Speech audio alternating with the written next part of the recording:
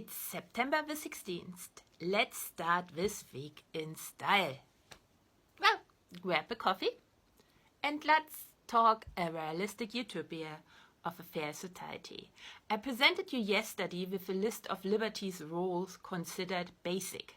While a lot of the freedoms, rights and liberties sounded very familiar, there might have been some surprises about what was not on the list. For example, the only economic liberties mentioned were the right to own personal property, and the definition of personal property role gives is far more limited than you might think, and the freedom to choose one's occupation. So, the question is, what exactly does it mean for roles for a liberty to be basic? The short answer would be, basic liberties are those that are both fundamental and inalienable. But just like basic, these are two words that can mean a lot to a lot of people.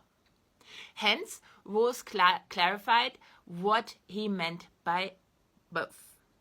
According to Rawls, a liberty is fundamental when it can only be limited in order to protect another basic liberty.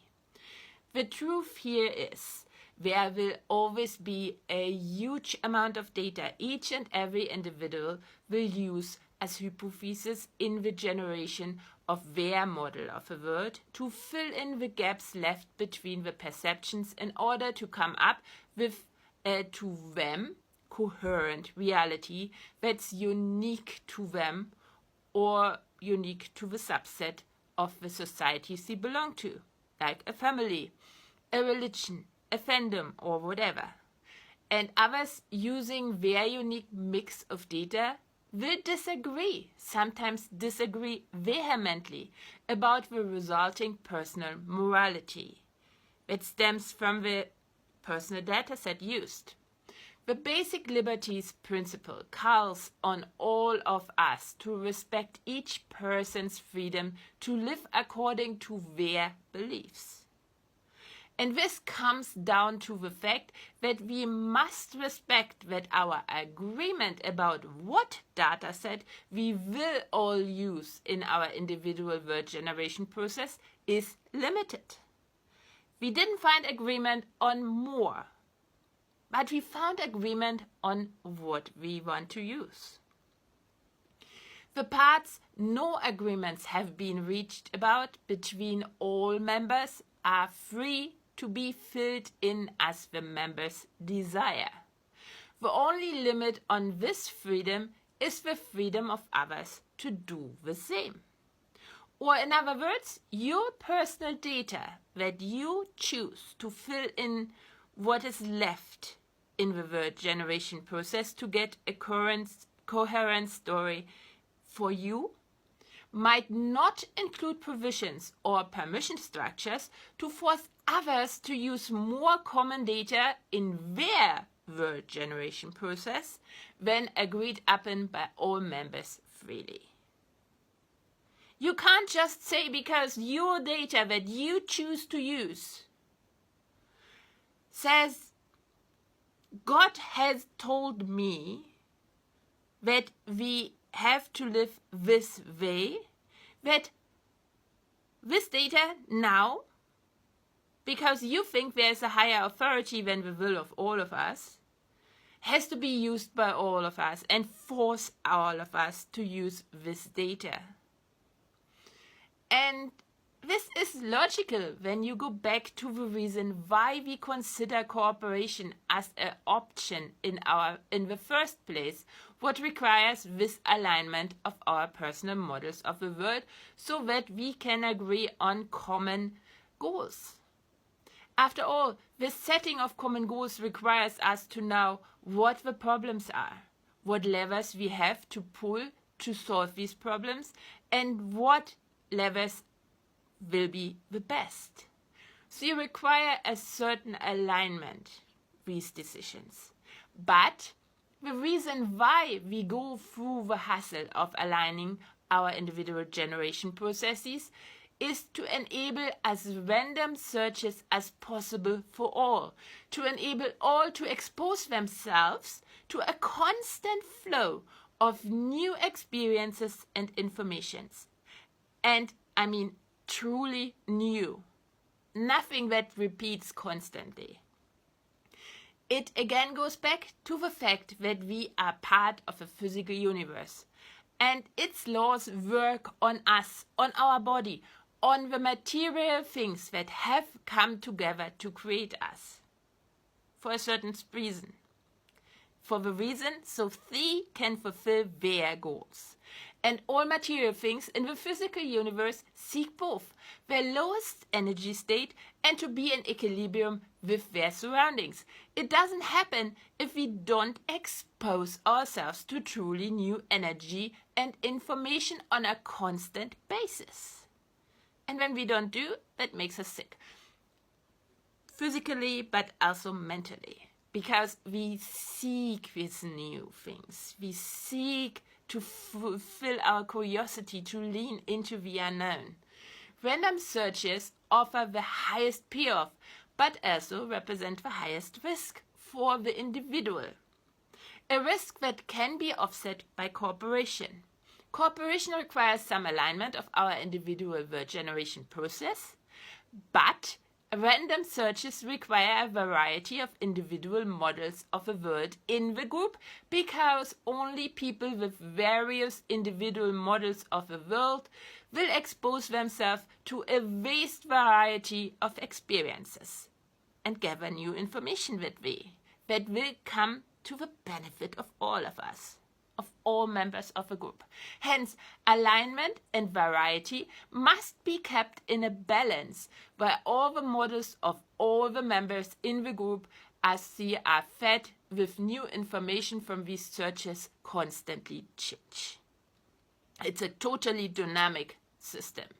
The common data set that needs for the same reason constant maintenance and adjustment. That means we need to be in constant discussion and debate, and there will be changes, even though slightly, to what we agree on is in the data set and what is not in the data set we all use, leads to alignment and therefore enables cooperation. The basic liberties, on the other hand, protect the variety of individual models. That's how the balance is created. That's also the reason why the protection of basic liberties will always take precedent over the pursuit of economic justice. Because we need the variety in the different personal models. And we will not get more prosperous if we don't have it, because the random searches are what make us prosperous. Inalienable again means these are liberties that we cannot voluntarily give up, or, in other words, alienate ourselves from them. Alienate. Alienate is a strange word. Anyway, alienate ourselves from them. The best way to explain this is via slavery. Slaves are where the idea of vampires came from, because slaves weren't allowed to generate their own world anymore. All the data going into their world generation process was forced onto them from their owner. It wasn't their world and it wasn't their self that they created. It was the owner's world. And the owner could destroy it and destroy them. That's what property is, according to Roman law. This meant that they were considered to be dead as humans. A slave was not an alive human anymore. But at night, some slaves generated their own models of the world again, with their own data sets, and cut from it their self that was generated by themselves. They became dead men walking, fueled by life energy that was considered not to be theirs anymore, but their owners. So they fed from their owners. This also illustrates all that's wrong with slavery from a societal perspective. I mean, there's so much wrong about slavery from a human perspective and everything. But there's also a lot of things wrong from a societal perspective. The absolute loss of variety of models of the world prevents all from participating in the high payoff of random searches. All members are cheated out of this high payoff because this one person wants to own people so completely that they are generating their words for them. It's what basic liberties for the individual protect all members of a society from. This loss, this being cheated out of the high payoff the whole society could have from the corporation. If not a few decide that a whole lot of the members in the society are not able to create their own version of a model of a world anymore. These rights are therefore a collective right, and that is given to an individual, but it's still a collective right, and therefore cannot be given up by the individual who is given the right, because the whole collective would lose. So it's a collective right.